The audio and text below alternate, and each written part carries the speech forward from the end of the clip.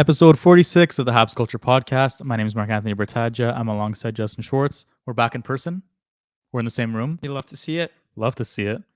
And we love to see that we're doing this again consistently. There we go. We're back. We're back. We made a promise, and we're gonna try and keep it. Yeah, hockey season started, so we have to be consistent with this.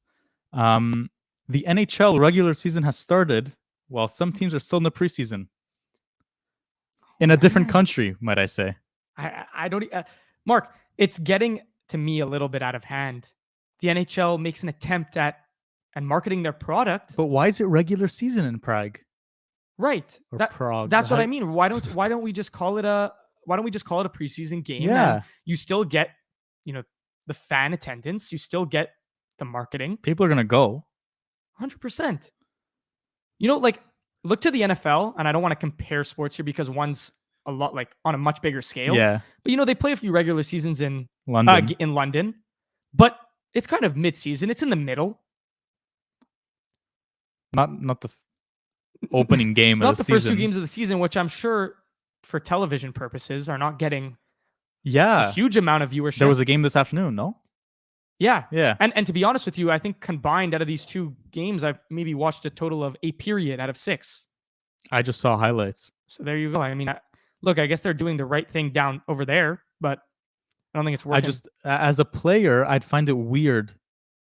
You're not in your arena. You're not in their arena. You're in a different country. I wouldn't feel like it's a regular. I wouldn't feel like it's a game that counts. And I feel like there would be a lot less motivation, right? Yeah. There's too many distractions. You're not skating out to your home fans. Yeah. Or to some booing fans for the away team. Unless you're Thomas Hertel. Was he getting booed? No, he's from there. Okay. No, he's from there. Right. I thought, okay, sorry. Yeah. Right. Yeah. That was the Sharks versus the Predators. At first I was like, who are the Predators playing?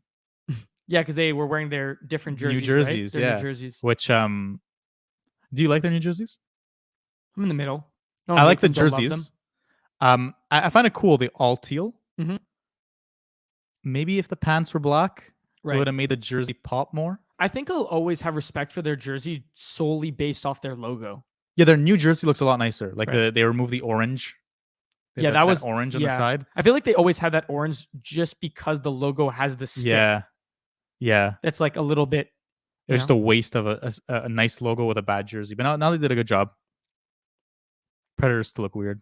Anyways, let's go to some Habs content because that's what our podcast is about, right? That's what we're here for. Owen Beck has been sent back to the OHL. Mississauga Steelheads, if I'm not mistaken. Yeah, OHL, right? You want to go back to? Mm-hmm. Last episode, we were saying that he was going to get the 9-game trial. Yeah, we were definitely hoping for something. Yeah, along those lines. And he's not going to get it, but he still got his entry-level contract, which is a good boost of motivation for him. In other news, the Canadiens today they have priority in the waiver claim, so they use it to their advantage. They have it until October 1st. No, we're past October 1st. They have it until October, maybe the start of the regular season. They have it until, I think it's until because waiver wire works as the worst team gets the. Yeah. But until there's a worst team, it's the worst team from last year. Right. So they have priority until that. They picked up Johnny Kovacevic. I don't know if I said that right. Sounds about right. Yeah. He's 6'5", 6'4", 6'5". He's a big boy, right shot defenseman, 3rd-round pick from the Winnipeg Jets. This means a few things on defense. I don't know if you want to allude to it. Yeah, I guess it just speaks to the future of a guy like Justin Barron, right? Mm-hmm. Who hasn't performed overly well in these first few preseason games. And we've mentioned it a couple times about his play, and we've been kind of we haven't been convinced by what we've seen so far. And I guess this kind of just confirms that Justin Barron will most likely be sent down to the HL, and his spot will probably be given to Kovacevic. Yeah. I don't know. It's hard to read into. Well, he's definitely going to have that 7th spot with right. Weidman. But not only Barron, right? This could mean the same for Jacky and Harris. Yeah, that's true. Because we were Adding talking one about, more guy changes a lot. it does. And just to speak to the waiver claim, the priority that the Montreal Canadiens had, we were kind of talking about, like, I know that you sent me a post the other day Yeah. talking about Gabe Vilardi and how he might be put on waivers, and a Yeah. guy like I heard like Elias Anderson from, He was already put on waivers, so he was already put on waivers. Look, Yeah. I know that these guys, but he probably went unclaimed because that was 2 days ago. He got put on waivers. yeah, I'm sure he did. Yeah. But we were kind of speculating at some of the bigger fish, the bigger names that were put on waivers that could have been claimed by the Montreal Canadiens. There'll But they be decided more. to go this route. Yeah, there'll be more Of course, yeah. once training camp cuts become like a real thing because Right. they're still early. But they'll have priority until like every round of waivers they have priority. I guess that's true, Yeah, right? so it doesn't matter. It's not like you get your one claim and then Yeah. you're back to the No, they'll or have head it. to the back So of if the ever list. Vilardi goes, yeah, people are saying no to Vilardi because he's a centerman. Yeah, But- I think he's a little bit too talented to be passed be up on, especially Just on when position. when it's just, but also especially when it's just a waiver claim, right? You have to you give up Nothing. no assets. No, yeah, exactly. And like people are saying, but then we have to lose a roster spot. Yeah, we'll lose a roster spot. We'll lose a guy like put Hoffman on waivers. That's a hot topic of discussion at this point in time. He won't be. He won't be, but he should be. Because he's on a one-way deal. We're not going to pay him $4 million to play in Laval, right? Oh, of course not. But But I if think, you put I him think on he'll be dealt at the waivers, deadline. you think yeah, I I believe don't so. mind Mike Hoffman. So I'm on the other side of the. I'm actually, I disagree. Like he's a liability, 100%. He's a liability, but I also do think that he's a liability, and I posted this on Twitter. I think that he's a liability to the team as a whole, not necessarily on the ice, but I think that just the direction that the Montreal Canadiens are trying to go in. Okay, I agree. Yeah, that makes sense. Just because it's nice to have some leaders in the locker room, but I think that the Montreal Canadiens management has assessed that I guess we'll call it quote unquote problem. And now you have guys like the Monahan and the Anderson, and I mean Byron sticking around. I know he will most likely be put on LTIR. Yeah. We'll talk about that a little later. Mhm. But you still have those those presences. Whereas I don't think Hoffman, I don't think it matters to have him around. He's not a character guy. Well, there you go. Yeah. And he's never been, right? He's had his, I mean, I think his differences. Scandals. Yeah, he's been his differences have been clearly set aside. Yeah. But I still do believe that I don't think it makes much sense to have him on our team going forward. But it is hard to get rid of a guy like that and just say, I'm just going to dump you on waivers and get absolutely nothing. For Yeah. you. So. And I don't think anyone would claim him at this point in the season because everyone's trying to make cuts. You know what I mean? So to take on that player. Yeah, and that salary makes And I don't no sense. I think that, you know, like you said, at the deadline, it would make a lot more sense for a team that's trying to compete. They need a middle six guy that can put the puck in the back of the net. But at this point, you can retain at that point, you know? Exactly. But at this point in the season, I don't think it makes very much sense. Yeah. In other news, other Canadiens news, the Montreal Canadiens signed 2020 or 2021. 2021 first round pick. 2020. I don't know. It was on the online draft. Yes, it was the Owen Power draft. Gooley was in which year? He was the the first online draft. There was two online drafts. So then it was 2021. So 2021. The Canadiens signed 2020. Let's redo that. The Canadiens signed 2021 first round pick Logan Mailloux to a 3-year entry level contract. I don't know what the salary is. It's probably I think it's just the nines. standard. Yeah. Okay. Yeah. He's gonna have to get a shot here because we haven't seen him, but we've heard a lot about him on the ice. He's a big right shot defenseman who could absolutely shoot the puck. He can move. He might be the best defensive prospect in this organization. Yeah. No, I definitely agree. I think that you look down the list and you have the Gooley, the Jackeye, the Harris, but this guy's got the skill. He was technically projected top 15 in that draft. So he's a good player. So there's two Habs managements now that have assessed the situation and decided what they have to decide. Mm-hmm. So let's see what he can do on the ice. And he got his entry level deal. Once he's not injured anymore, we'll see. Who knows if I don't even know what his injury is, but if he heals, maybe he gets that one game in the NHL before that 9 games goes over. I mean, right.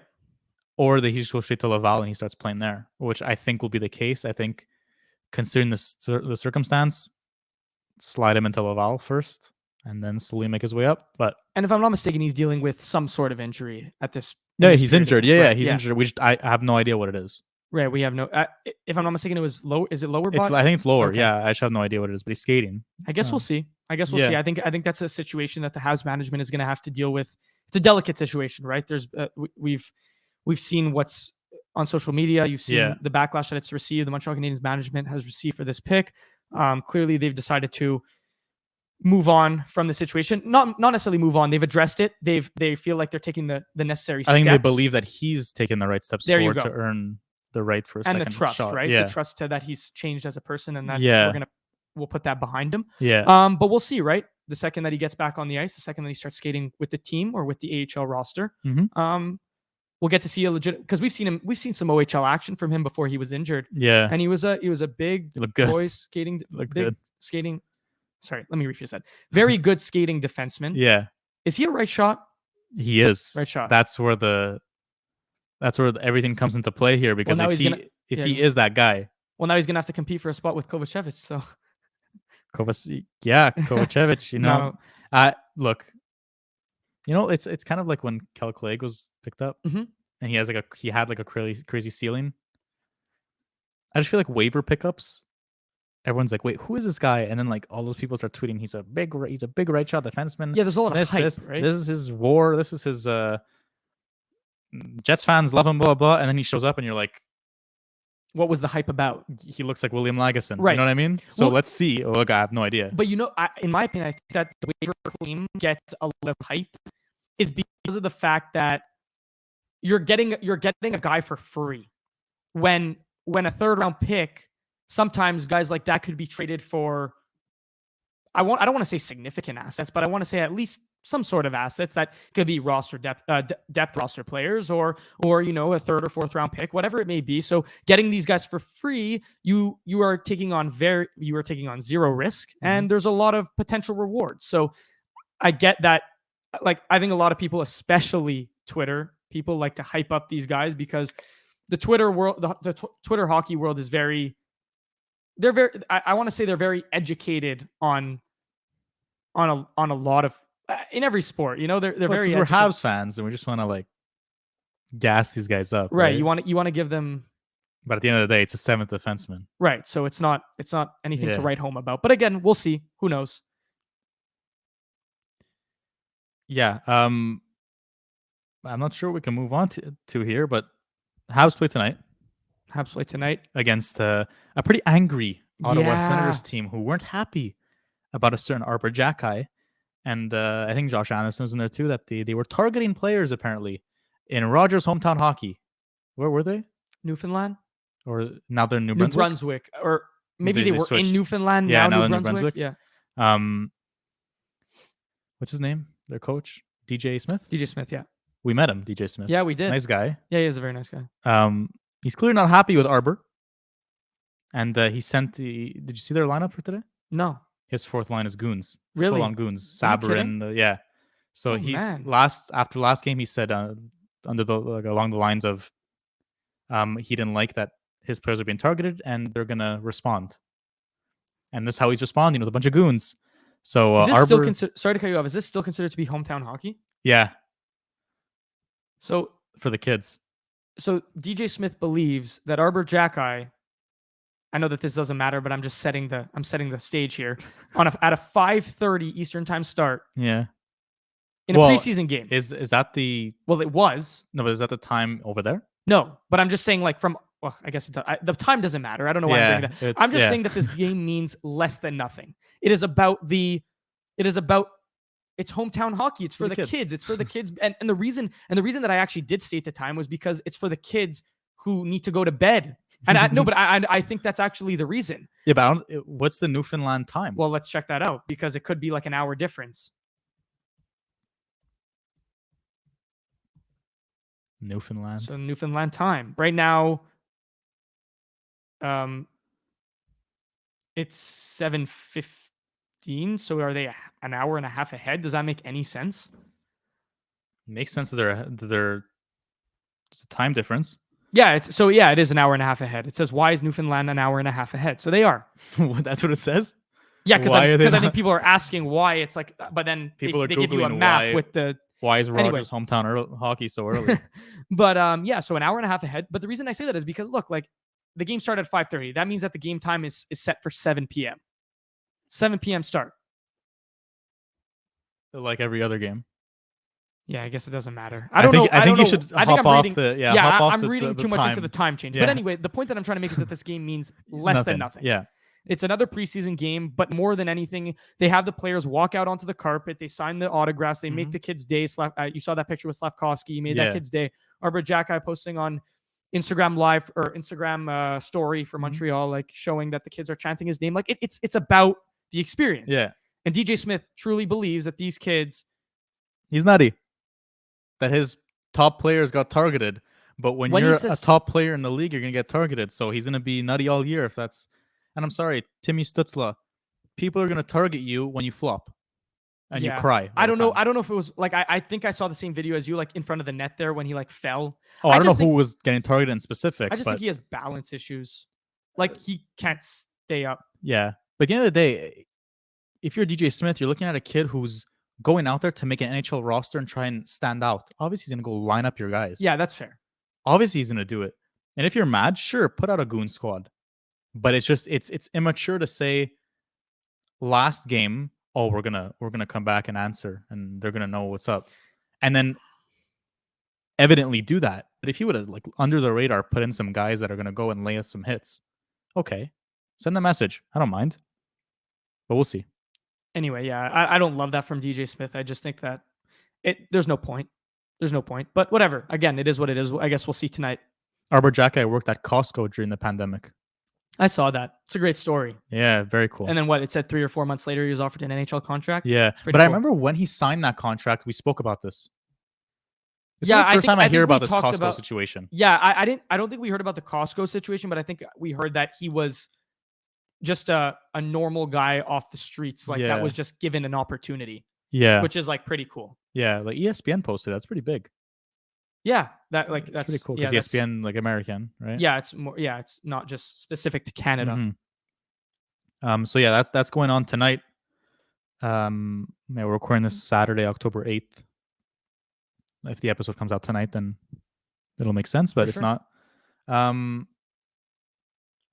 you want to do some? I guess it's not early anymore, but some potential NHL award predictions. yeah, we'll swap off the Habs a bit because the cuts happened.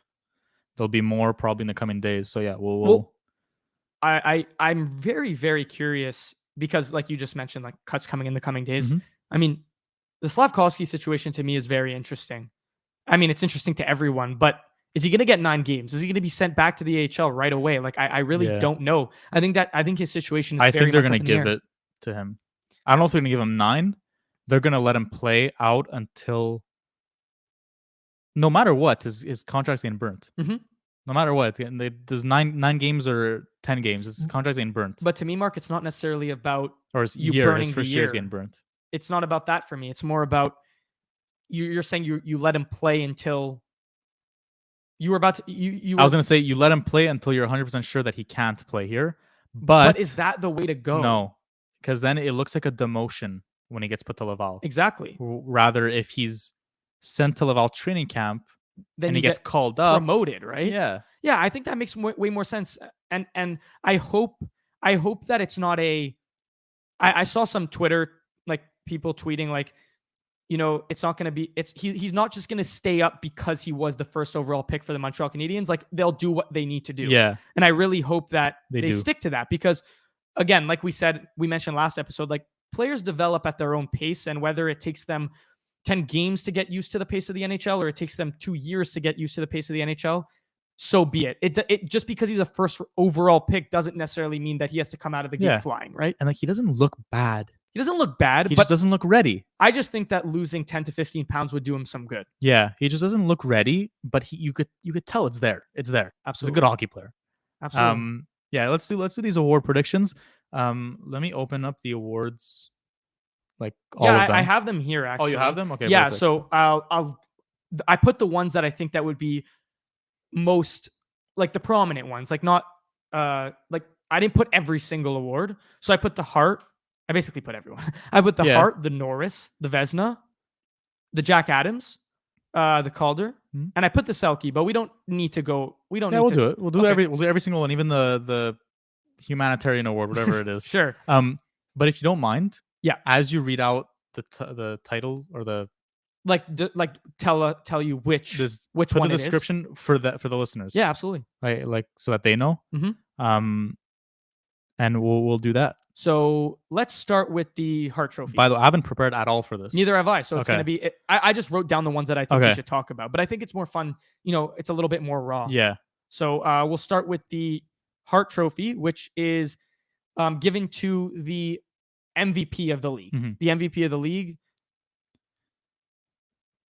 Wait, because I always ask myself this: is it the player that was most valuable to his organization's success, As opposed to, the best player in the league? I think it's the first option. Okay. But I think that if it is the first option, then it's McDavid's to lose every single year. So that's what I'm saying. Like last year. Actually, that's not necessarily true, though. No, it's not true. It's not because true. without McDavid, yes, the Oilers are significantly worse. But now I'm just going to give another example. Without Kaprizov, the Wild are significantly worse. Now, I'm not saying that Kaprizov should win it. I'm just saying that there's a lot of players that without them. No, but that's what I'm saying. I'm looking at last year's example, and I'm like, Roman Josi.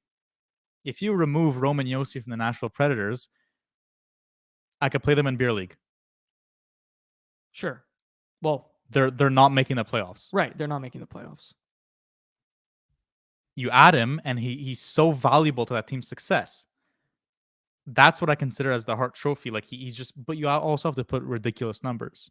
You can't just be their best player on the team, and yeah, that's exactly. Like you have to contribute to the reason why this team is there is because of this guy, Carey Price. When he won the Hart Trophy, he was the best goalie in the league, but he was also like.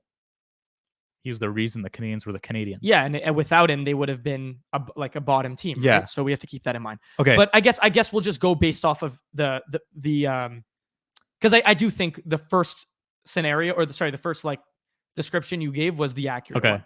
So for me, yeah, it's easy to give it to McDavid.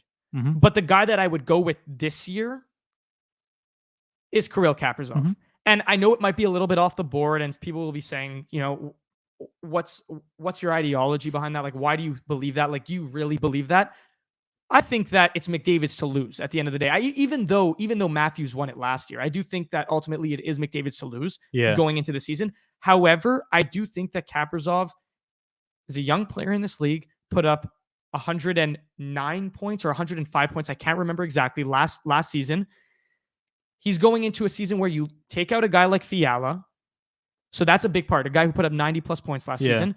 Now it's more. Now the weight is more on Kaprizov's shoulders. And if he follows his last season up with an 110 point season and a playoff berth again for the Minnesota Wild, I do see a world where he'll finish in the top 3 voting with a potential shot at winning that award.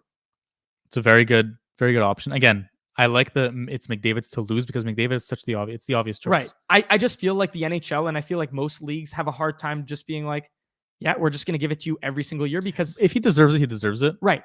But if he's like so close with someone else, then you give it to the other guy, right? And and especially if the other guy isn't playing with an 100-point player. You know what I mean? Yeah.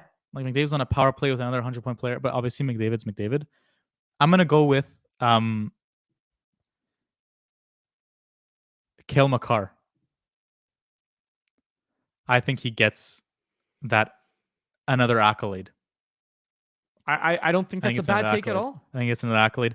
Like there's just so much going for him right now, and I think he's gonna. If he wins his Hart, he cements himself as like an amazing top tier defenseman. Like how many defensemen have won the Hart? You're not wrong. And I think if the time is now for him if he has the possibility to do that. My question to you is that he's overshadowed by a solid amount of players. Doesn't take away from the fact that he could very easily win this award. But does in your mind when you say Cale Makar, like that's Yeah. your choice. Yeah. Does it scare you a little bit that he can put up 100 points? He could, But right? so can But McKinnon can put up McKinnon. 100. Rantanen can put up 100. See, here's the Landeskog could put thing. up 80. I say this because when I watched the Stanley Cup Finals, he was on a different level Yeah, absolutely. than his teammates. So if he could do that for a whole year and put up ridiculous numbers, I don't know. He'll be in there for sure, I think. I like the pick though. It's a little bit off the board. It's not. It's a a little bit off the board, but right. it's not because he's the best defenseman in the league. But like, you don't see it every day, a defenseman winning the Hart. It'd Absolutely. be cool. Because I don't think it's going to be the goalie this year. And I do agree with you that the time is now for Cale Makar. Yeah. When I say the time is now, it's not that next year he's all of a sudden some player to disregard. But I'm just saying, I think that now it's like he builds on his season. Like he's been building on his past year's season. And the accolades just keep getting better and better. Yeah. And MVP of the league is top of the, Stanley Cup is obviously top of the top. Right. But in terms of individual awards. Yeah. Right? So Conn Smythe's pretty cool too. Yes. Yeah. Yes. Let's just say regular season awards. Yeah. Yeah, definitely. He's ridiculous. All right. I like that. And he's won the Norris, obviously. So yeah, he won it last year. Yeah, he won it last no, the year. No, he Yossi won it was last year. No, Yossi didn't win. Yossi didn't win? I think it was Makar. I think. Back to back. I don't know. But he won. He has one. That's for sure. He definitely has one. I just don't know when it was. I've never seen the picture. Anyway, I think it was last year. Okay. Okay, let's move on. So now we're going to move on to the Norris Trophy. Okay, so in your case, if Cale Makar wins MVP or the Hart Trophy, the Norris Trophy is awarded to the best defenseman of the league for that specific year. Yeah. So in your case, if Cale Makar wins it's the Cale Hart, Makar. it's Cale Makar. Mm-hmm. And I stand by it. Oh, I don't doubt that. I'm with you on Cale Makar. I think it's going to be him or Kovacevic. You threw that in way too casually, right now. I like it though. Yeah, but I'm going with Cale Makar as well. Okay. It's an easy choice, but I think that I think he has competition. Mm-hmm. I don't think that, but I think he's starting to create this gap. You know that gap that McDavid has in this league? I think he has. He has, but I think people are starting to notice it now. But McDavid's gap is ridiculous. It is ridiculous, but when are we going to I think Makar's gap is starting to solidify. Get bigger Gapper. and bigger and bigger. Yeah, gap. Sure. Anyway, yeah. So but we can both agree on that one with Cale. Absolutely. Moving on, the Vesna Trophy, which is awarded to the best goalie for the given season. You go first this time? Sure. I have my guy. I'm going to go a little bit off the board here. Okay. We're not off the board. It was awarded to Shesterkin last season, correct? Yeah, he halfway through the season he was the Hart winner, 100%. Yeah, his numbers were ridiculous. He had better numbers than Hua in regular season. It was ridiculous. Anyways, my prediction, or the guy that I'm going with, is UC Saros. Okay, good one. I like him just because, look, if you take away UC, like you were saying, if you take away Yossi from Nashville, they're significantly worse, which is 100% correct. Mm-hmm. If you take UC Saros away from this Nashville team, they are, even in my opinion, it's worse than taking away Yossi in my opinion. Yeah. Now, that's not what this award is being given to. It's not, because that would technically be unfortunately under MVP, it's about numbers, right? But I do think UC Saros is building off a fantastic season last season. I think Nashville stayed the same, if not got a little bit better. They didn't lose too many pieces. And I do think that, I think that if you want to look at his contenders, Vasilevsky has put up incredible numbers throughout his career. But I do think that Tampa is on the decline a little bit, right? I think we can both, they're still always going to be around. They're always going to be around, but I do think that they're not on the way up. Tampa. Yeah, they're just there. They're there, right? They're still good.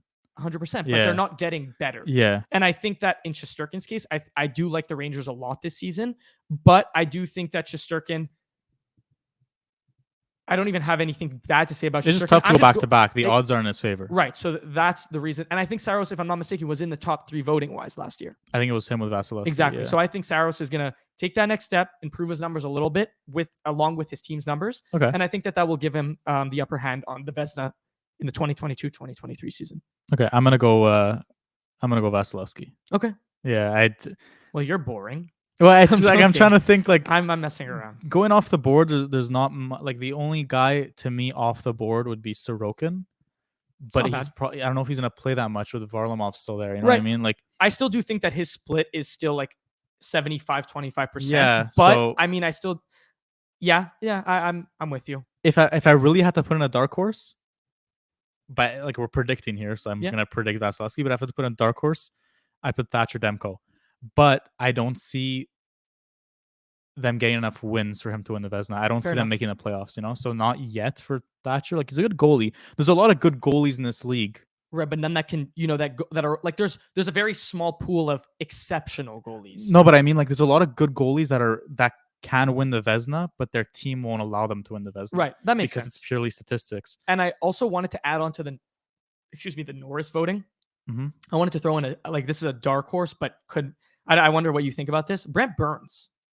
I'm not saying he's gonna win the Norris, but I could see him finishing as a finalist for the Norris Trophy. Yeah. Because I do see him and like Brent Burns has throughout his career has been a fantastic hockey player, and he's kind of been shelved because of the tough situation woes. in San Jose, like how Yeah. it's gone downhill very, very, very quickly. And I do think that putting him on a team like Carolina, which will probably end up as one of the top teams in the Metro this year, Mhm. putting him on that team with that power play, like if he puts up, let's say in an 82 game season, assuming he stays healthy, if he puts up 65 points. Yeah. But again, Makar is there, right? Yeah. We both agree on that. But I'm just saying, finalist wise, it could be a surprise finalist candidate. Like I was saying with the goalies, with good goalies, okay teams, Jake Ottinger's the best example of that. Absolutely. Great goalie, but he's on a wild card team. Right. So and that didn't really make any. If anything, they got a little bit worse this offseason. yeah. Right. They if didn't add any anything. significant Yeah. pieces. They lost Klingberg. It's not a favorable. Before we move on to the next, I wanna criticize these two awards that we just mentioned, Sure. including the Hart. All three. Here's my issue with the Vesna, not so much, purely statistic wise. Okay. The Hart though, I don't like the way goaltenders. I might have mentioned this on the podcast. I don't like the way goaltenders are compared to players. They shouldn't be compared equally. Because if Shesterkin last year, let's say, I wish I had his numbers in front of me. I can pull them up if you want while you Yeah. keep going. Let's say he had I think he was in the ballpark of like 930, 925. What about his goals against? It was like 1 point. I swear he had like a 1. He had a 2.07. Okay, 2.07. 2.07 okay. with a 935 save. That's what he finished with, though. Yeah. Okay. Let's say his goals against is around the twos, like ridiculous numbers. Which it is. Which it was. No, but like low, like yeah. Let's just say, or let's say like okay. It was 2.07, not 2.7. Oh, okay. Yeah. 2.07. Yeah. Okay. Let's say he's the high ones. Okay. Like ridiculous numbers. Sure. So he's on that pace. He's playing well. His numbers are ridiculous. One game, maybe he has a bad meal before the game. He doesn't have a good night's sleep. Lets in 5. Then they yank him. Those numbers get absolutely ruined. Mm-hmm. That goals against average shoots up. Save percentage gets demolished. But McDavid, if he's scoring 3 points a game, but then one night he has a bad night's sleep, doesn't eat so well, and gets no points, nothing changes. Yeah, absolutely. He'll still have 102 points. It's a lot harder for these goalies to maintain those numbers, right? The goalies are working on averages while the players are working on just adding points to their numbers. And then add on to your argument here, goalies in this case, Igor Shesterkin last season played 53 games, right? That is 53 games out of an 82 game season of 60-minute hockey games, right? So usually goalies play in the best goalies play in the 45 to 60 game range. Like I'm giving it a huge gap there. Yeah. But let's just say 50 to 60 game range. So he's at the top of the league in terms of games played as a goalie. Mm-hmm. And he was still able to maintain a 2 goals against average and a 935 save percentage. Yeah. Which is incredible. Yeah, it's ridiculous. So with that being said, for him to maintain those numbers, I'm going to throw this out here, and this might be bold, for him to maintain those numbers is, in my opinion, harder than McDavid putting up 125 points. Yeah. And look, people might say, well, you're out of your mind. There's no player in the league that can put up 125 points on a given season at the way that he does it. It's so effortless. You're not wrong. But for him to maintain a 935 when, like you mentioned, for him to go in for one game and get shelled for 5, and all of a sudden his save percentage is at a 927, it's so much harder. So kudos to goalies. And like you said, I agree. They should not be put on the same. It should not be on the same level playing field as players. What did he finish with, Shesterkin? In terms of save percentage? Yeah. 935. Okay. Yeah. In February, he had a 937. Right. Like, but his numbers were ridiculous. Right. But it just goes to show that, like, you start the season, right, without having played a game. You step into the first game, you make your first save, you're 1 for 1, you're at 1,000. Right there. Yeah. On one shot, on one save. Yeah. You're at 1,000. So 935. Yeah. That's 65. It's ridiculous. Right? Like, I don't want to do that. Like, I'm not going to go through the math here, but like, it's such a, he lost such a little percentage of that save percentage through 53 games. Yeah. And I'm sure there were games where he got shelled, but for him to, like, you know, he finished with 36 wins and 13 losses. He finished with 6 shutouts. Anyway. No, yeah, that's my criticism on the Hart Trophy. On the Norris, there should be an award for a defensive defenseman. Yeah. The Norris isn't the best defenseman in the league. It's the most offensive. Whichever defenseman puts up the most points wins the Norris. So you either change the description of that, or you know what I mean? Or you add another or award. you add something else. Like the Mark Streit Award. Or the Nick Lidstrom. It's a better option, yeah. The Mark Streit. That's so out of nowhere. Sorry, I just thought of some guy on the Habs. Former Habs legend. You mean Johnny Kovacevic? Yeah, the goat. Kovacevic. Next award? Next award, what we got here? We'll talk about the Jack Adams. So that's awarded to the best coach. Yeah. For the season. Yep. Do you have yours? Well, it's not Barry Trotz. Sorry. Yeah, my God. Where is he now? Nowhere. He doesn't want to coach anymore. Oh, he's actually nowhere? Yeah, he got fired by the Islanders. And then, I knew that, but I thought he signed he got somewhere offers. else. He probably got offers from I think every he got team an in offer the from league. Philly, but then they decided to resort to Tortorella after he's because Philly was fined. waiting for Torts to answer, and he just baited them out, and then there was no other options but Torts. Right. No, I think the biggest one was Winnipeg. They were in on him because he's from that region. The coaching carousel this year was very interesting. Yeah. Who do I have as the Jack Adams Award winner? For me, I'm going. Do you know who won it last year? No idea. I'm going to search it up just because I don't want to give a back-to-back guy because I have my guy. Okay, so last year was Daryl Sutter.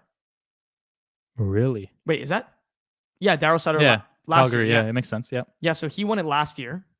And the year before that, it was Brindamore. But the year before that, it was Cassidy. And then before the whatever, I'm not going to keep going here. But just to give you an idea. Yeah.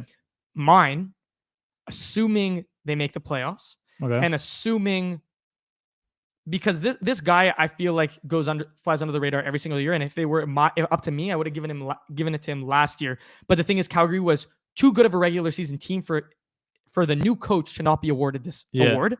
For me, it's Mike Sullivan of the Pittsburgh Penguins. Yeah. I think that he does such a tremendous job coaching his team, regardless of the players on this team. Yeah, now, no, I agree. I completely agree. It's a very good pick. Now, he has Crosby, he has Malkin, he has. But when Letang. they're injured, they're still good. That's what I'm saying. Like, it makes no sense. The players that step up always end up. It's a well-oiled machine, man. That team. Well, that's it. And I do think that, again, they've had a hard time in the playoffs in recent years. They got bounced by the Islanders. They've been bounced by the Rangers. Look, I'm not saying that, like, again, it's a regular season award, so who cares about the playoffs? But if they make the playoffs in a tough Metro division with the roster that they have, and it's a crowded Metro division right now, like, it's probably one of the best. It's the best division in hockey. No, it's not. That's a lie. It's not. That's a lie. It's the Atlantic. Yeah. But the top of the top, I really like the Hurricanes. I like the Rangers. I like Pittsburgh. I like Washington. Then it falls off to Columbus. Columbus became a little bit better, but all that to say is that there's 5 teams in that league, or 4 leagues, Four 4 teams in that division Yeah. that are very, very, very good. like And the Atlantic. Exactly. The Big So Four. I think that if they make it out somehow and make the playoffs, I think that They're going to make the playoffs. So then it's Sullivan's award, in my opinion. I think the Penguins are going to be very, very good this year. I don't know why I have a hunch. My pick is Gerard Gallant. I'm going to stick with the Metro. Okay. I'm going to go with the New York Rangers.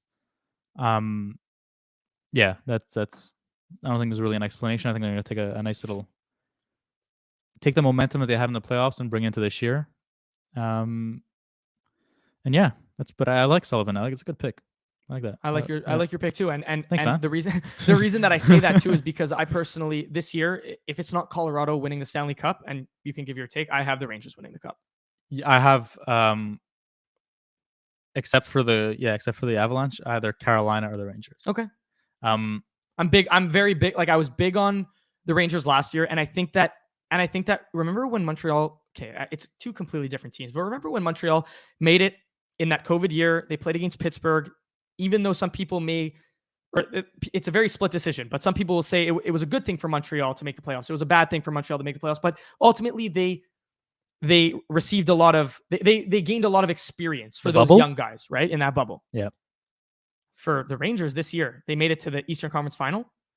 Guys like Lafreniere, Capo Caco, Panarin. Well, Panarin's pretty good in the playoffs, but you have all these guys that have never really had the chance to perform in the playoffs, and now Lafreniere, Capo Caco, slowly stepping up. Now the expectations are for a pretty big season from these younger guys. Yeah. And if these younger guys learn to win, which they did last year, this team could be a lot better. And considering that they added a guy like Trocheck, Shesterkin's still in the cage. The decor the decor is still very, very, very solid, and their forward core is very, very deep.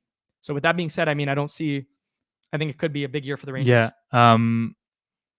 Dark horse, John Hines. His name's John, right? Of the Nashville Predators. Okay. The guy who looks like Voldemort? Yeah. Yeah. Yeah, that guy. It's not a bad Nashville's pick. just a wild card team that can surprise people, and just like, I don't know. I think for him to win the award, they're going to have to be more than a wild card team. There's the division's so garbage that they can. Right. So with that being said, I think that it's definitely in the cards. Yeah. So yeah. we'll see. Right, suivant. Next we'll move on to the Calder Trophy, which is awarded an interesting one. Yeah, which is awarded to the best rookie. Yep. Do you have a pick for this? I do. You do? I have it solely because of the opportunity he will be given. I know exactly who you're thinking, and I think we should just say it. Matty Beniers. First line center, first line power play. You're the guy. Makes sense. Pretty much for them. He's gonna give he already played NHL games. He knows what it's like. There's no nervousness. He goes out there. It's a lot like how he looks Caulfield good. Played a bit and then had his rookie season after. Obviously, it didn't go well in the first half because of his coach. Yeah, but who's his coach? Dave Haxtell in Seattle. Yeah, he'll be fine. I agree. If I and that was my pick too. If I had to go a little bit off the board here, I'd go with a guy like Marco Rossi, who I think is making tremendous strides on a Minnesota team, especially in training camp and in the preseason, who's making tremendous strides, especially after the loss of Fiala. Yeah. Very similar player in terms of archetype. However, plays the center position. Now they have Ryan Hartman as the number 1 center, but that's a guy that can be easily overtaken, especially if Rossi develops some sort of connection with Kaprizov or develops some sort of connection with Zuccarello. So I think that if he gets the minutes, and let's not forget that Minnesota is very, very, very good at developing their young players. Matt Boldy, Kaprizov, Fiala, like making and like even Hartman, Zuccarello. These are guys that, you know, were me. I'll take Hartman for example, who was very mediocre, and before he made the switch, yeah, exactly. So I think that if Marco Rossi gets the minutes, I think if he gets the power play time, I think if he gets the right line mates, I could see a world where he wins that trophy or wins that award. Yeah, it's a good shout. Next is the Selke. Okay. Which is awarded to the best defensive forward. Thank you. I was going to say offensive defenseman, but it's the other way around. Yeah. That's practically the Norris. Yeah. Practically. But that's why they need the Mark Streit. The Mark Streit Award. Yeah. Or the Corey Schuneman. Oh man. What's your take on this one? Actually, you went first, so I can go first here. Okay. I I'm- have my guy. I I'm don't gonna know be why. I'm gonna be biased. I'm gonna go Nick Suzuki. Okay. Okay. Wow. Okay. And the reason I say that is especially in a world where we're gonna get to this in the rapid fire, but if there's a world where he does put up 70 points this season, there are other guys that I prefer as a defensive forward. Yeah. But I do think that if Suzuki could be defensively responsible Yeah. and equally good on the offensive side, especially look, he put up 60 last year or 60, Yeah. just over 60. Yeah. He just over puts up 60. 70 points. That's almost point per game on a we're gonna assume Terrible. a bottom 5 team in this Oh, league. yeah. I think that and again, if I'm not mistaken, he did finish top 5 in voting last year. Or when they provided the list, he was definitely top 10. He was there. Yeah. So I think that there is a world where he can win that award this year. I'm gonna go Anze Kopitar. Okay. The Kings are a good team.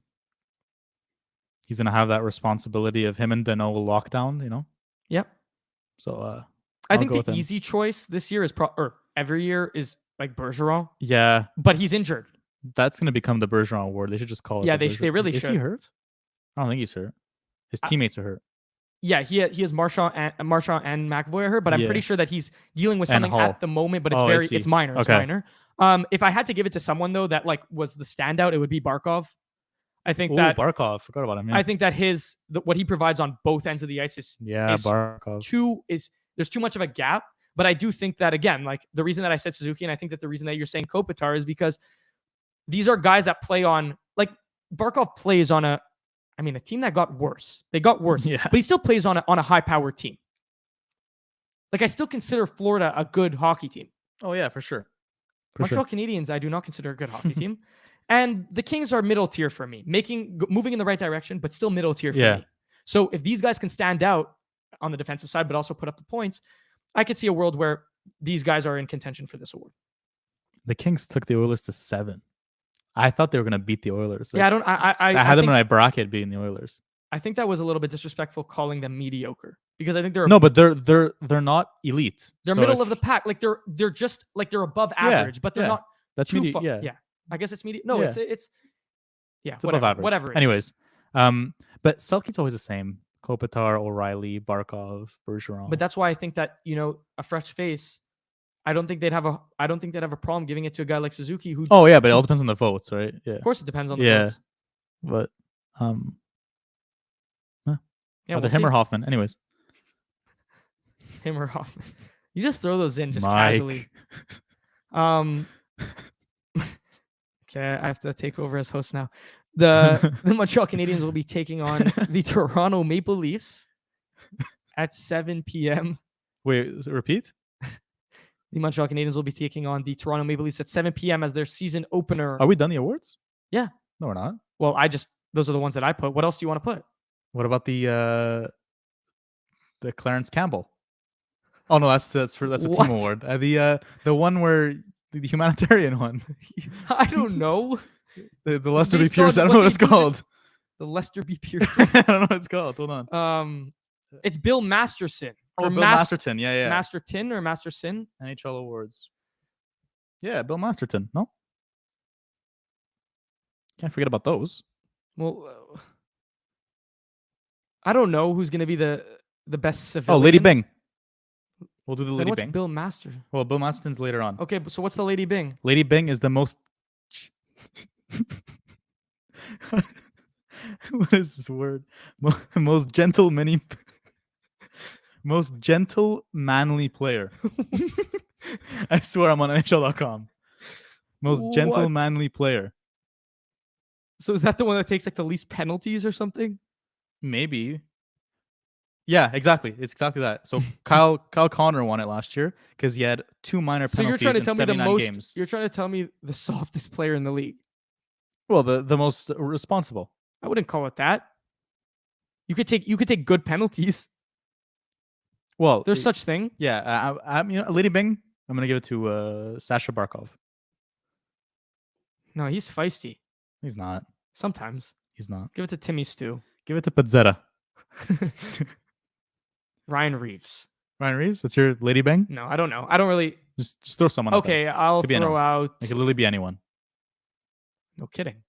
as long as they play 82 games Okay. or like close to that. It can't be a guy who plays 5 games. I'll give it to Jake Gensel this year. Okay, Jake and Bake. I like that one. Jake Gensel. The Jim Gregory. See, you're giving me look. I no disrespect to these awards. Well, but, Jim Gregory's an important award. General Manager of the Year. Oh, oops. Yeah. Now I feel like. Yeah, I it's know okay. nothing. That's why I cut you off before you said anything. Okay. The Jim Gregory Award last year won by Mr. Joe Sakic, legend himself. They're changing the name of Jim Gregory Award. I don't know if you heard. To You know what? Anyway. Bergevin Award. Yeah. Jim Gregory Award. I have my pick, but Who- you can go ahead. Who is it? Brad Treliving. Oh, very good pick. Brad Treliving. I think that in an offseason, we talked about this back in the summer, when the trades went down. Yep. But he happened to make the most out of losing his 2 top players. Like he lost Johnny Gaudreau, he lost Matty Tkachuk, but he happened to bring in Jonathan Huberdeau, Nazem Kadri, and Mackenzie Weegar. And I do think that this team is going to be better than they were last year. Yeah. So with that being said, I think that he made the most out of his situation. And he's probably a lock. So lock. I'm gonna go for him. But if I want to be different, be different. Come on, Mark. I'm gonna go with Pierre Dorion. Okay, I think that's actually I think that's Yeah. it's a good pick. Yeah. The Willie O'Ree Award is like a community award, so we can't really choose. We Like don't need to go over every single. it doesn't one. go to a player; it goes to Okay. like a community Yes, member. yes. Like, it go to you if you want. Really? Yeah, but you have to do something. You can't just sit in a basement do a podcast. We're contributing. The King Clancy, that's humanitarian contributions. Okay. That we can't really predict because I don't know. That's why I didn't give it before. However,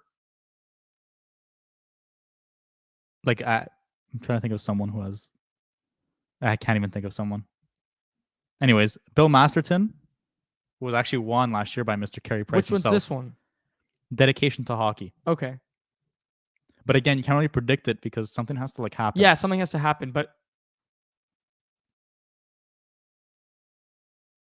I was just trying to think of guys that are coming back from like some sort of injury that like Yeah. but I can't, it's Yeah, I hard to can't. predict. I'm not Anyways, even gonna try. And the last one, the Mark Messier. This is a new one. Is it? Well, Mark Messier, NHL Leadership Award. Oh, that's good. That's Who won it last year? Anze Kopitar. It goes to for role in leading the community of growing the game of hockey. Again, Oh, in how the are we gonna community predict that? again. Yeah. Okay. Well, the community is a good thing. Oh, but that's not what I'm saying. Yeah. I'm just saying it's hard to predict that when their contributions to the community. It's not easy to. Yeah. But if I had to give it to someone, I don't know. Well, yeah. I have no idea what. Yeah, people- whatever. Yeah. But it's interesting to read over these because I feel like they go unnoticed, and clearly I didn't notice them when I Yeah. gave my first 5. So Yeah. So yeah, now you can continue on with your. well, you can introduce the game Okay. because we're gonna talk. Like, I mean, we could talk about preseason all we want, but opening night is less than a week away. So opening night, I feel like we just did opening night Crazy. sitting over there. Remember? We were talking about Josh, not Josh Brook, Adam Brooks. No, but that was an opening night. We claimed him off waivers. No, but we were talking about him doing the home opener. I still remember. I don't know We why. claimed him off waivers. We claimed him off waivers to start the season. Yeah. It was like a training camp cut. Oh, okay. Anyways, Canadians, Leafs. It's a Wednesday night, right? Yeah, Wednesday night. Wednesday night, Bell Center, home opener / season opener, all in one shot. It's going to be a very good atmosphere at the Bell Center. I could only imagine. But obviously, there's the big question that dangles over the heads of people like us. Will the torch come out? I would like to see it come out. I'd love to see That's my. If not Fix You, the song that they come Yeah. out to. Yeah. Right. The Coldplay song. Yeah, the Coldplay song. Then like that's my favorite tradition. I've seen I it a love couple it. times. I've been very fortunate to be able to Yeah. see them pass the torch, and I think it's an incredible tradition. It's just something that no one else has in all of sports. It's because in Montreal, especially Montreal's storied franchise, it brings everyone together. Like it brings the past and the present together, Exactly. which is amazing. it says it in the shirt Yeah, about the flambeau. Like it says it in the shirt. Bring it Yeah. out. That's why I don't understand how some years it's not there, some years it's there. The last they time we try and had it do was the different things. Kotkaniemi year. yeah. He had it. But that's my favorite thing because it's by number, and I love the fact that it was Suzuki handing it over to Kotkaniemi. Like I thought that was cool Yeah. because it goes from Low lowest number to to high, highest, yeah. right? So so it's I 14 like that. It was to 15. cool, yeah. Like and like this year, it might be Suzuki to. Well, no, he's the last one because he has the C on his jersey. You're right. But what I would have wanted to see this year, obviously they already announced the captain, but what I would have liked to see, the captain come out last in the handing of the. I would have liked to see like a legend, like let's say Yvan Cournoyer come out with that thing at the end. Like let's say all the players go out, the assistant captains come out last, and let's say Gallagher's holding that thing, and then he skates to the bench and he gives it to Cournoyer, and they announce Suzuki who comes out last. That would be crazy. And takes it from Cournoyer as if. Oh my god. You know what would be crazy? If it was Weber, like really handing off the C, but he's not in our organization. Right. Anymore. Anyways. No, I know what you mean, but you know what would be even crazier? What? If like Suzuki was like up in like the 200s or something. What is it? The mascot's gonna dangle from the ceiling? No, like the one in Seattle. Like they would like Cournoyer is like in the because they do that. They have the legends like around up top. Like that's what they do. Yeah. They come out of the section and they wave. Yeah. And they wave. Imagine they somehow got like they raised the torch up to the sky. And then they give it to like the biggest legend in Habs history, like that's still around. Give it to him. Yeah. And then all of a sudden you just see Nick Suzuki walk out like full uniform with the C on his jersey they strap him on with the let's put our $7 million player, franchise player, captain of this organization 20 stories up. That would be the coolest intro ever. If they put him in a harness, they brought him down to the center of the ice. He sets the middle of the. Can I be honest with you? I prefer my idea. No, I don't. Come on. It's a cool idea, but you cannot tell me that if they were to put dangling him from the ceiling, and he's coming down with the torch in his hand, he lights the middle of the Bell Center on fire. Are you kidding? It's not Cirque du Soleil. It's Habs Leafs on a Wednesday night. Oh man, is this Vegas? Oh man, no, Anyways. But come on. No, but first of all, they might not even bring the torch out. They might just put a screen and call it a day. Well, you want the captain swinging. Well, if Montreal's listening. If Montreal's listening. if someone within the Montreal Canadiens, within the Montreal Canadiens organization is listening, I think it's I think either or. If you want to be safe, you take your route. If you want to go outside of the box, if you want to pull off the Cirque du Soleil. But look, they already announced the captain, so my idea is sort of out of the box, but I would still find it very cool if they go through numbers 0 to who's the highest number on this team? 91? I have a question. Hoffman? Yeah, that would... What? Hoffman? You mean Monahan? Monahan, yeah, that's what I meant to say. Let's say they go through all the 0 to 91 plus... But people will know when you're leaving out the 14. Plus 11 and 44. Yeah, whatever, the assistants. Right. And then Gallagher takes it up. He's holding it. Everyone's cheering. Yes, I agree. Turns around, gives it to Price, who comes out. He walks out of the tunnel, like not the Zamboni entrance. He comes out of the tunnel. Yeah, like in his suit. Okay. He gives Gallagher gives the torch to him. Everyone goes nuts. Do you think he'll be there on open? Like, do you think he'll be part of the opening night ceremony? Year. That would be really cool. He goes out there. Everyone goes nuts, and Suzuki comes out and takes it from him, as if like you're handing over the franchise to the new kid, mm-hmm. and he goes. Everyone goes nuts, and puck drop. National anthem. I mean, now it's not whatever. We're way too. It's Sherilyn Toka out here at the national anthem. I think we're just way too creative, but it's okay. It's not a bad thing. No, it's not a bad thing. I think they should take some notes. Look, if Nick Suzuki's swinging from the ceilings of the Bell Center on Wednesday, I think we know someone's been listening to our podcast. You can't. I think that kind of confirms. You cannot possibly tell me that wouldn't be sick. Come on, it's a bit like it makes no sense. I don't understand the logistics. He's gonna swing into the jumbotron. They brought the mascot down from the ceiling. Why can't they bring? Yeah, and he got stuck. He got like a wedgie or something. No, there was one mascot who got put on a stretcher because of it. You rehearse. He like passed out as he was going down. You rehearse. Did you hear about that mascot was getting paid? Yeah, it's Denver, right? The Denver Nuggets.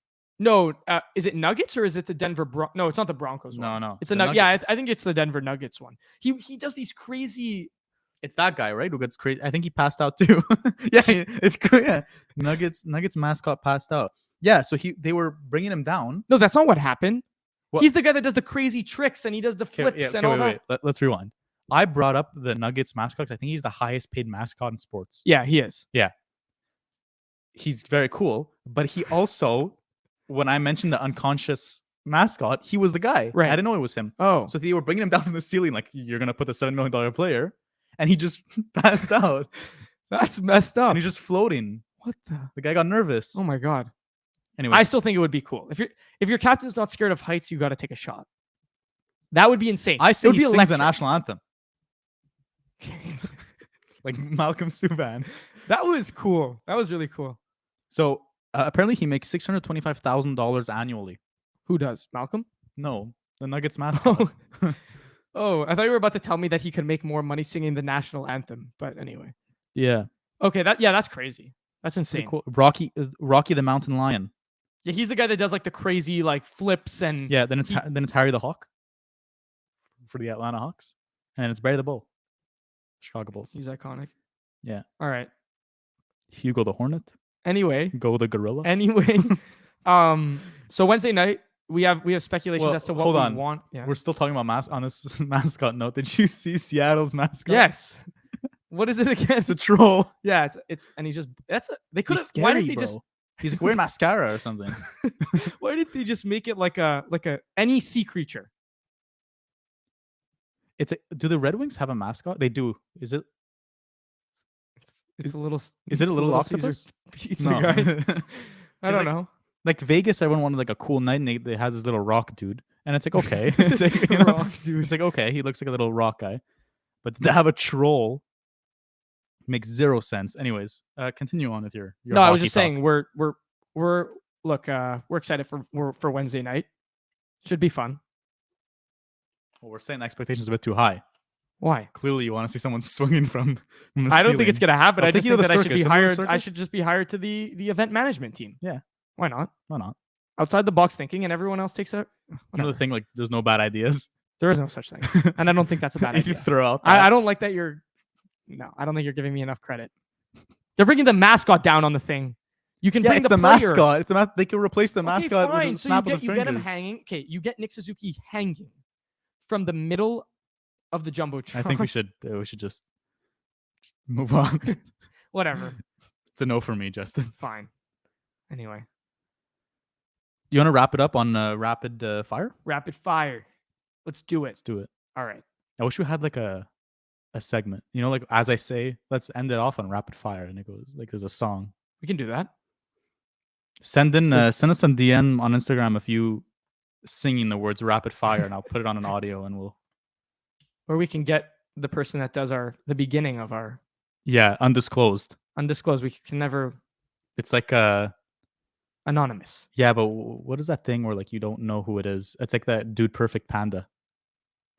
Oh, I don't know what it's called, but it's It's like everyone wants to know what it is. Yeah.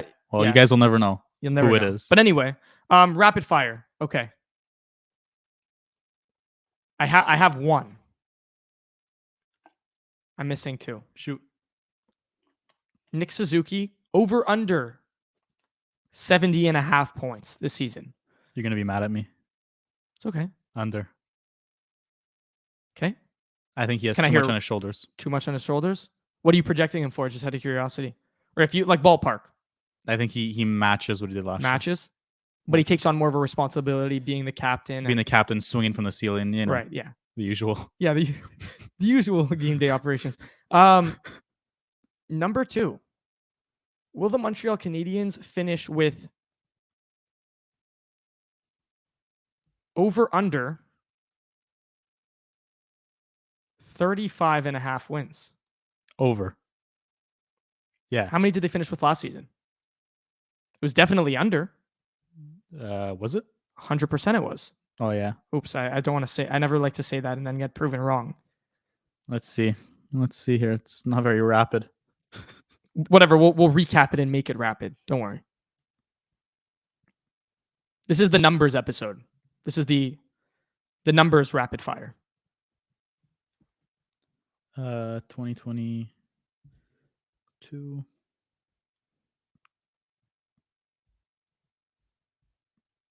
Oh my God! What? No way. What? It was. Guess how many wins they had? I'm telling you. I think that they had, what is it? 27. They had 22 wins. So you want to take back your answer right about now? You know what? I'll drop the over-under. I'll drop it to 30.5. Do you realize how garbage that is? It's worse than league It's worse in league history. No, I think Colorado still holds It's that. okay, but it's one of the worst. 22 wins. So now I changed my answer. I changed my question. 55 points. Mark, I changed my question. Oh my god. 30.5 wins for the Montreal Canadiens. I'm going over. You're going over. Reasoning? No, I'm going under. Never mind. They're 0-7 in the playoffs. Preseason? In the preseason. In the playoffs. I'm looking at other teams. Coyotes had 25 last year. I say they hit 27, 28 wins. 28. Okay. I like that number. Fair enough. 28. So you're going under 30.5. Yeah. It's fine. Like just under. And my last rapid fire is, do the Montreal Canadiens finish as a bottom 5 team in the NHL standings? 30 wins. They have to be better. They have to be. There's You're really no way going they're that back and bad. forth here, back and forth. No, because back I'm and thinking forth. of last season. There's no way that they're that bad as But the Ducharme era. 8 wins. But the is Ducharme still- era was horrendous. I agree, but 8 wins is still a significant amount Yeah, season long. you're right. Anyway, I'm just that there's a reason I said it at that number. Okay, I'll say at 28 then. I'll say at 28. 28. You're saying at 28, so Yeah. they get 6 more wins than last season. Yeah. Okay. That's fair. And do they finish as a bottom 5 team in the NHL this season? I guess that goes hand in hand. Yeah, right? they do. Yeah. Should I switch it up? We're still working on the rapid fire here, guys. But Yeah, switch it up. okay, If you can think of another one. If you can't, then I can't really think of one right now. I'll come up with one. Just give me a second. I'm trying to think of something to say as you think. I might go. This might be a little bit more specific. Yep. If that's okay. Yep. I'm going to go with a player, Mike Matheson. I'm curious, and there's a reason. Do you go over 34.5 points? Over under? 34? Yeah. So he either 35 or more or 34 or less. I don't like this one. I literally have no idea what he's going to do. Okay, you know what? Switch it up. Okay. Do the Montreal Canadiens... This is a new segment called Slow Fire Questions. Do the Montreal Canadiens win on opening night? That's a good one. I like that. That's how we'll finish it off. I see they lose in overtime. They lose in overtime. Okay? So Yeah. it's a no from you, It's a no. poll-wise. Yeah, I say it's the... I'm going to do my little prediction overtime special.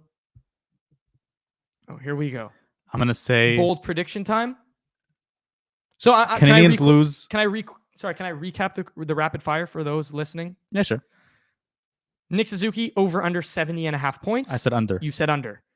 Montreal Canadiens to have over or under 30.5 wins. I said under 28. Under with 28. And will the Montreal Canadiens win on opening night against the Leafs, against the Toronto Maple Leafs? I said no. 3-2 overtime loss. Game-winning goal scored by Morgan Rielly. Okay. Is that your bold prediction? They lose 3-2 in overtime, and Morgan Rielly scores. Yeah. UT goal. Who do you have scoring? Or what's your game prediction? I have the Montreal Canadiens winning this game. Okay. Opening night in front of, I'm going to assume, a sold-out crowd. Yeah. I'm going to assume. Yeah. No, Because especially if Nick Suzuki's dangling from the ceiling. Yeah. Don't forget that. Yeah. And I'm going to say the Montreal Canadiens take this game 4-2. Okay. I'm going to say they take this game 4-2, and I'm going to go with 2 goals and an assist from Cole Caulfield. He's going to start off the season strong. He's going to start off where he left off. 3 points from Mr. Caulfield, 2 goals, an assist, and a win, 1 win out of 28. Cool. I like it. Do you have the Habs over under 30? Or whatever you said, 30.5? If I were to answer these rapid fire, because answer them. If I were to answer, I'm going to go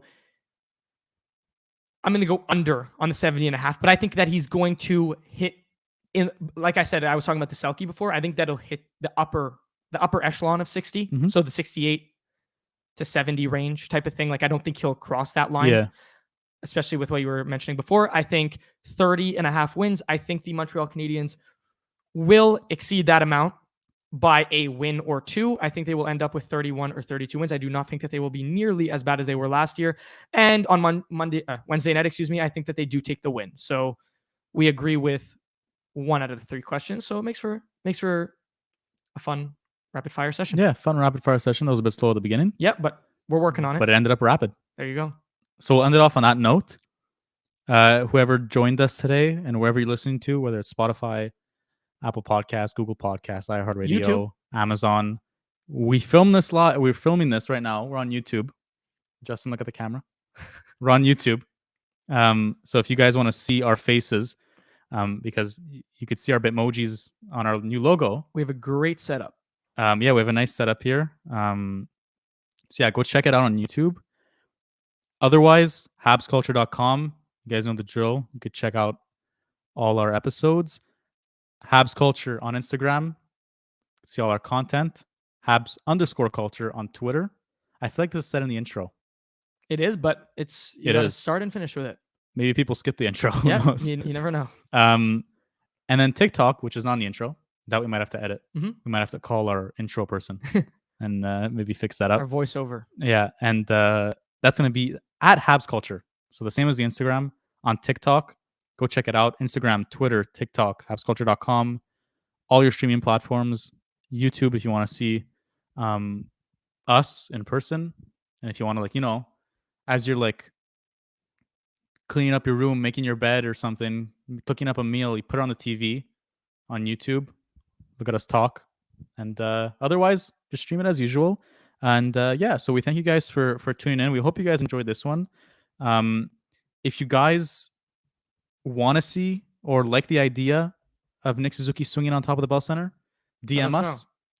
DM us. Say it's either a ridiculous idea or it's fun. And we'll get back to you. We'll answer. Have a nice chat. Talk about some hockey. So yeah, let's do it. Contact us. And yeah, we thank you guys for tuning in again. We're happy to be back. Really happy to be back. And on that note, we'll catch you guys next time. Thanks a lot, guys. Take care and stay safe.